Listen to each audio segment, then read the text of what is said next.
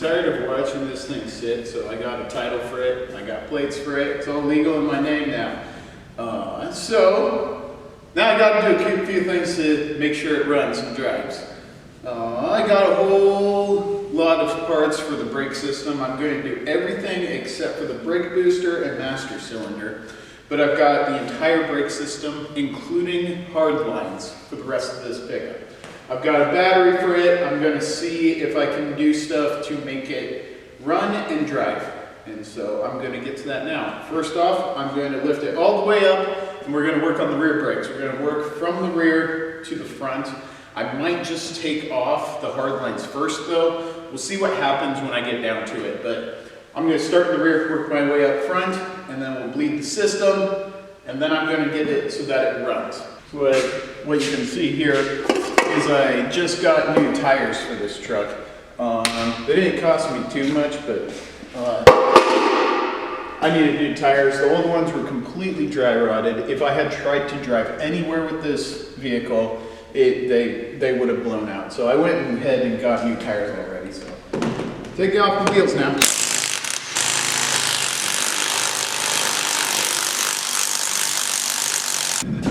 And now when you're trying to take the tire off, just sort of let it drop almost. Bounce a little bit. Usually you're supposed to take off the tires closer to the ground so it doesn't bounce all over the place. But I don't know, I can just lift it. I don't really mind it too much. So right here, what we got is, now we got the brake drum.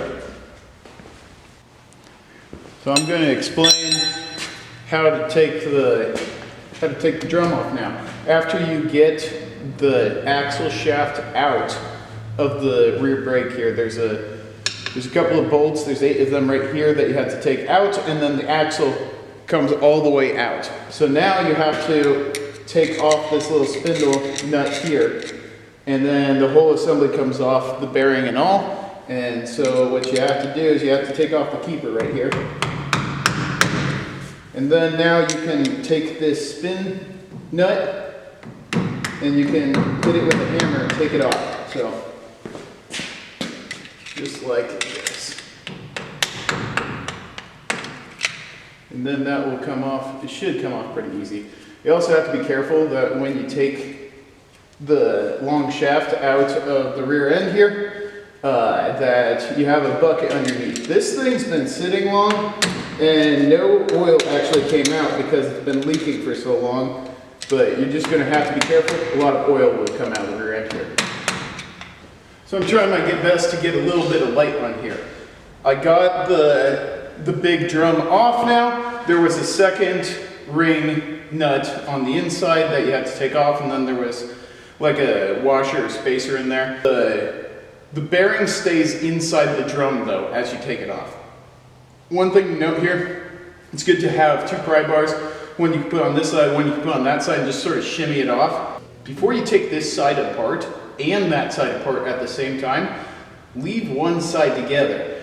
When ultimately you forget how it goes back together, pictures do help, but it's not as good as leaving the other side together. You never take enough photos. So take the other side off at the same time and make sure you do it right when you're doing it. So I'll get it all replaced and show you what it looks like. So now's a really good time when everything's all apart. I got everything all apart. All of the hardware and everything is just sitting around here in its place where I know it's at.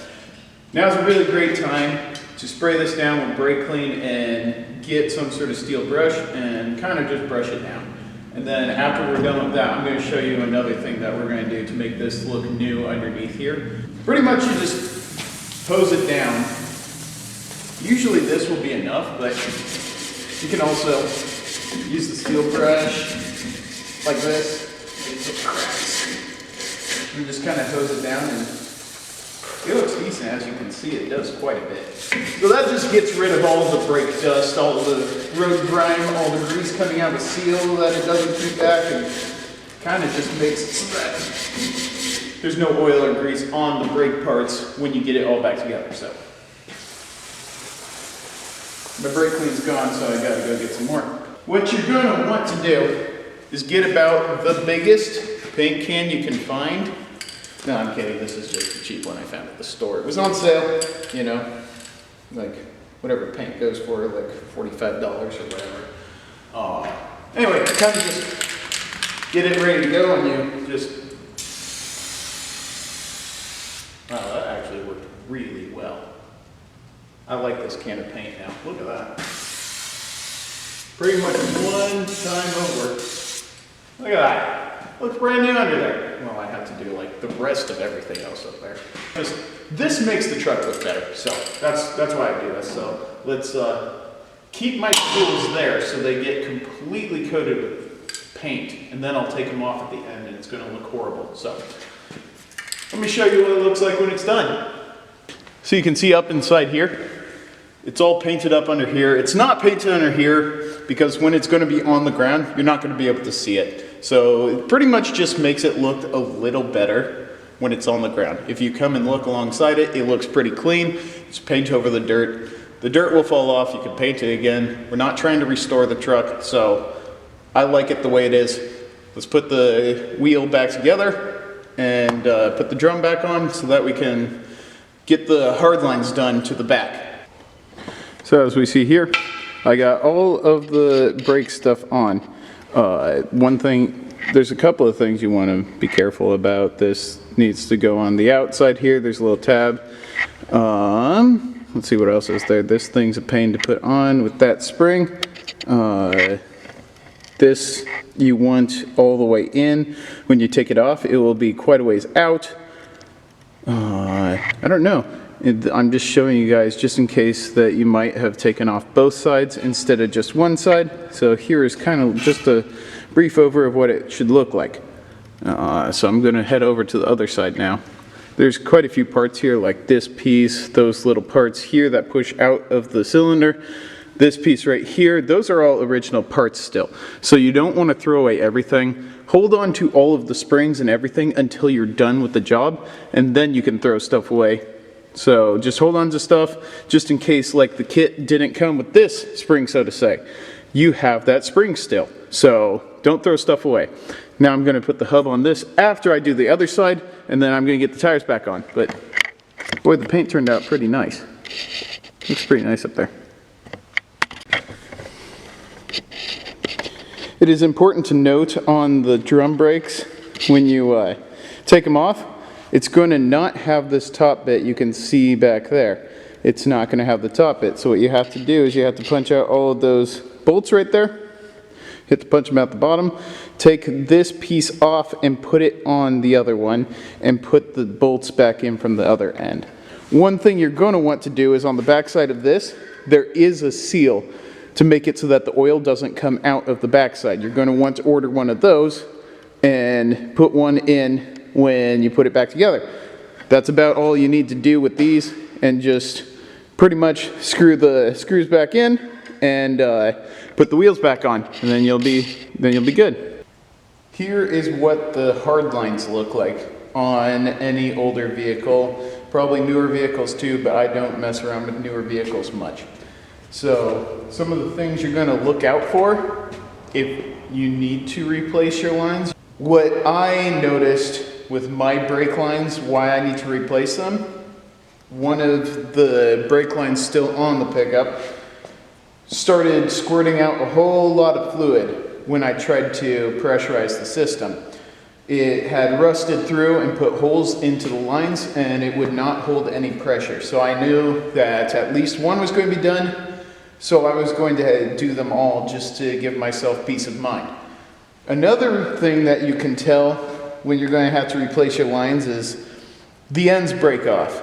The inside of the fitting there won't spin on the line. They're just going to twist right off and break. So that's another reason why you would replace your lines. So what you do first to replace them is you take it off the vehicle and you measure it and you cut a new line. Use a flip or a tube cutting tool like this, and you can cut it. Then you need a flaring tool like this to make the flare. This kit I bought comes with new fittings here, but if you don't get new fittings, you're going to have to clean up the old fittings, get the old tube out and put them onto the new tube. and then here is a bending tool that I got as well. So all of this is going to make it pretty easy to make these hard lines. So it's pretty simple to cut the line with one of these tools. It's got rollers on one side and it's got a big blade on this side that both sides spin. So once it starts cutting through, you tighten the blade onto the rollers a little bit and then you twist it. It cuts through a little bit more, you twist it on a little bit more, you twist it around, and then eventually it cuts off like that. And it's pretty clean cut. There's no burrs or anything on the inside there. So these things work very well. So right here, I got it in the flare jig right now. You match up the number you've got here with the size of tube you've got. So I've got 3/16 tube right here. And what you want to do is make it flush with the top so that when you make the flare, it's not too wide and the fitting doesn't go over it and it's too big to fit into the connector. Get the flare tool or the press on there and you want to spin it so that it goes down in there just until it's real stiff. Then you can back it back off and see what the flare looks like. And you just loosen this up and you can take it off. Just got to open it up a little bit more and take it out. So here's what the flare looks like. So this is what the flare looks like. When it goes into there, it's going to make these little ribs right there, but that's not a problem. The flare fitting is going to slide right over the top of that and it doesn't matter. But it opens up the end just like that so that it fits onto the flare fitting up on the wheel. It fits up against, you put the fitting on the backside, screw it in, and it goes up against a piece on the inside and it makes a very tight fitting and it doesn't leak. So this is what it looks like originally before you flare it, just like that. And then this is what it looks like after you flare it. So I did the back axle all the way up to the soft line that goes to the frame. I did the long line that goes along the frame to the proportioning valve. I did the whole line all the way to the back axle. What I also did was I did the line to the passenger side front brakes. I did that because I already did that side brakes. So now I'm going to do the second side here, the driver's side, and I'm going to explain how to do this quick. So first, you have to take off this dust cap here. And there is a pin in there. You have to take the pin out and take a nut off. Let me show you what it looks like. So as I said before, there's a nut on here that holds the bearing in. And so you just take the nut off here. I already took the pin out. There's a hole that's drilled through the spindle here. And it goes into the castle nut here, so it prevents the nut from actually coming loose. Wiggle it a little bit, the bearing comes right out with the washer. Okay. So there you go. And now, the actual rotor is off the vehicle. So now I like to take brake clean and clean that all off. And when I put the new rotors on, a seal on the backside for the grease so it doesn't come out the back. And you need to put the dust cover back on after you're done. And that prevents the grease coming out from this end. I got all this on. Good to mention, I did not actually get a new dust cover. This is just paint. Paint makes everything look better. As you can see up under here, everything's all painted black. And you don't have to restore everything. What we're going to do now is the new brakes. There's pins right here. The pins go through. There's a hole on the spindle there that these pins go through, and then they line up with the holes on there and you just tighten it down. So we got that going. Okay. That's it for the bottom side now. All the hard lines are replaced that I'm going to do. The only ones I didn't do were the ones to this wheel because that line there, that was in great shape still. And the two that come from the reservoir and master cylinder to the proportioning valve. So I'm going to leave those three lines alone. They don't have any issues with them. I'm just going to leave them. This side done, all of the caliper back on, pads, rotor, bearing, everything. I have that side done, all the wheels are back on, all the drum brakes are done. So now I'm going to have to bleed the system and get the pickup running again.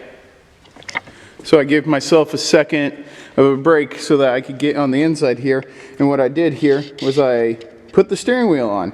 I had to get a new key switch there because this thing doesn't have a key when I got it. So I put a new key, whatever that thing's called, in there.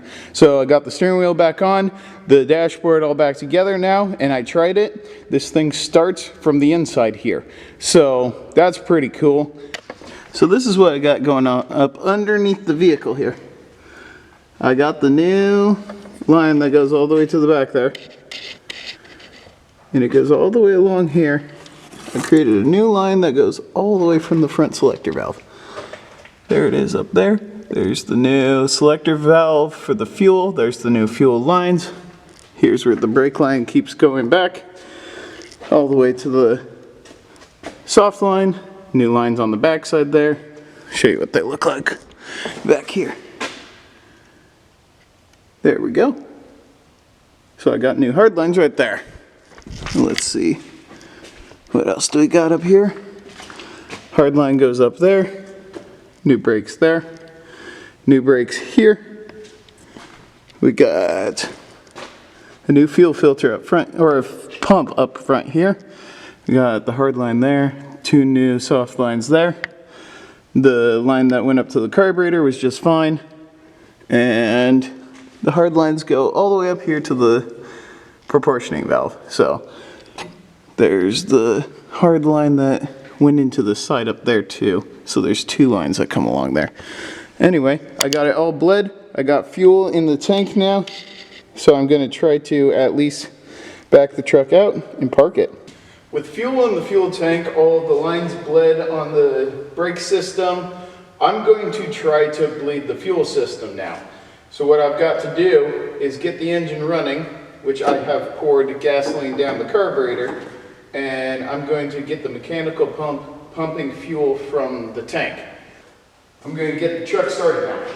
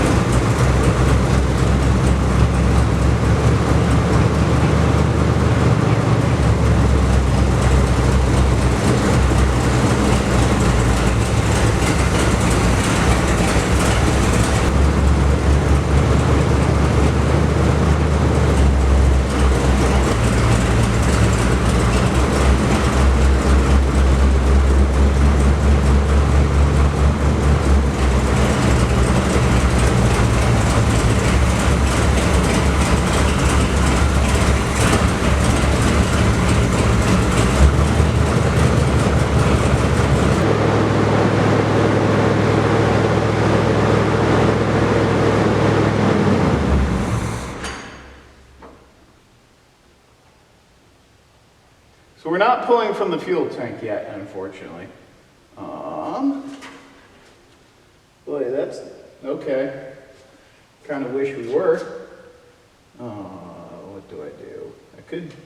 I'm gonna blow some air into the tank and see if that can pressurize the fuel up to the carburetor. Okay, so that did the trick. Now I got fuel literally everywhere in the engine tank. That did not do the trick, and now that I got fuel in the engine bay everywhere, let me do it again. It did get quite a bit of fuel up there, but I guess just not enough.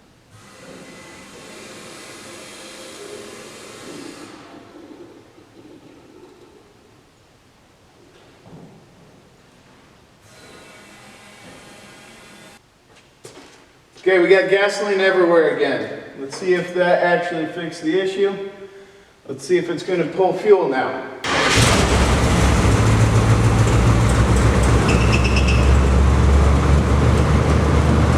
So it starts. It's getting fuel from the lines on the front here.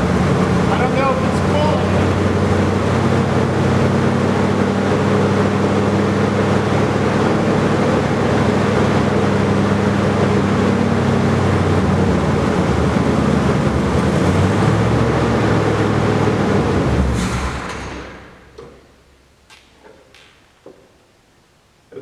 so I don't know what's really going on because I put a new fuel pump in this.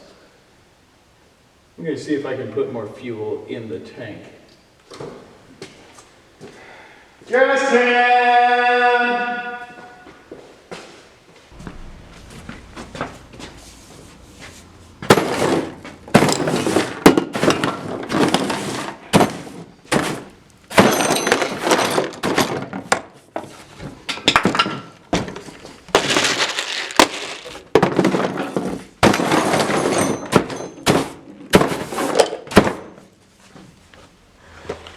What?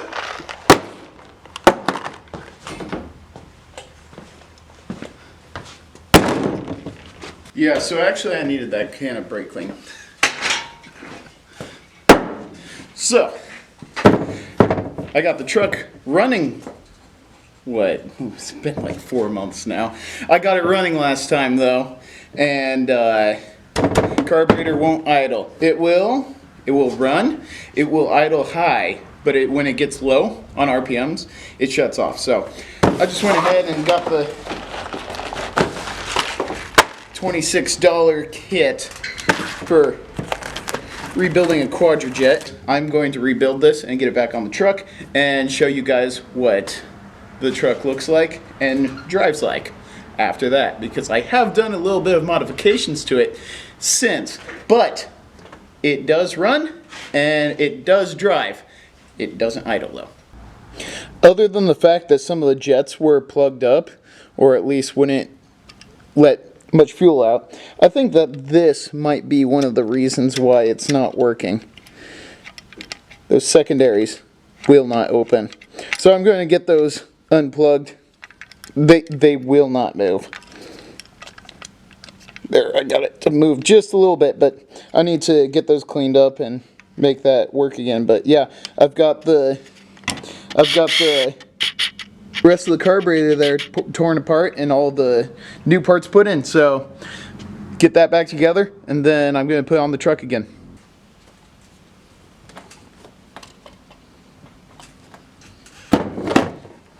There we go. All right, let's go get this installed on my pickup. Here's the gasket. I've got 47 vacuum lines that I have to figure out where they go again. I've got throttle cables. I've got cruise control, brake booster, every single vacuum hose known to man, and half the bolts that I lost. So, yeah, installed. I wish. Where'd that vacuum hose go? Oh, right there. Okay. I broke it. No, that was just the fuel line.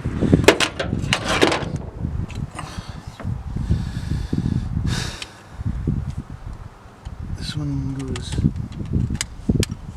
over here. Okay. Brake, why don't you? Didn't need you. Down there. Okay. Okay.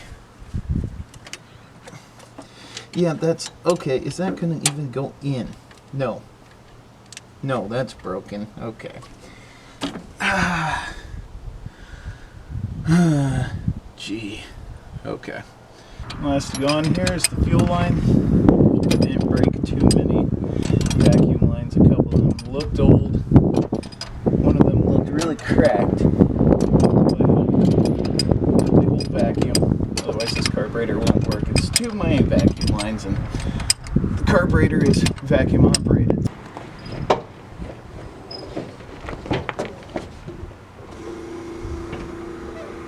Fuel pump.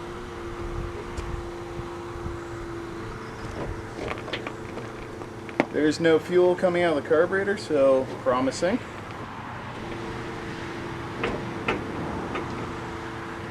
Fire in the hole.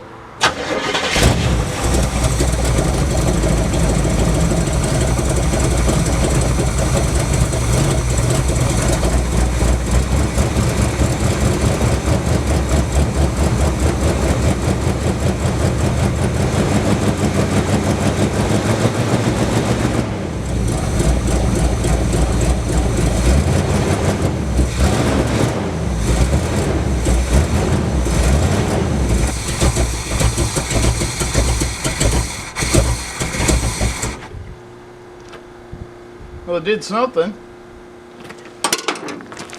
See if I start back up and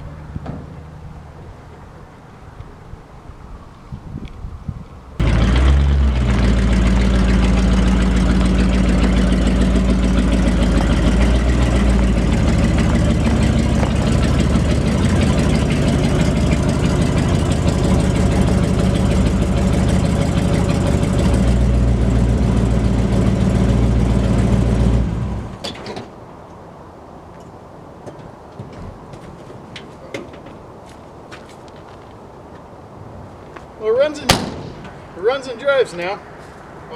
Little couple of things to fix up on this before it's a good daily driver, but honestly it runs and drives. I have to fill up the transmission with a little bit more fluid.